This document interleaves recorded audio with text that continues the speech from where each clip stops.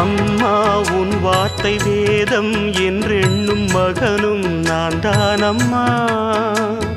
உலவும் என் கோயில் பேசும் என் தெய்வம் உலகில் நீதானம்மா. தாயே உன் கண்ணில் துளி நீர் கண்டாலும் இதயம் தாங்காதம்மா.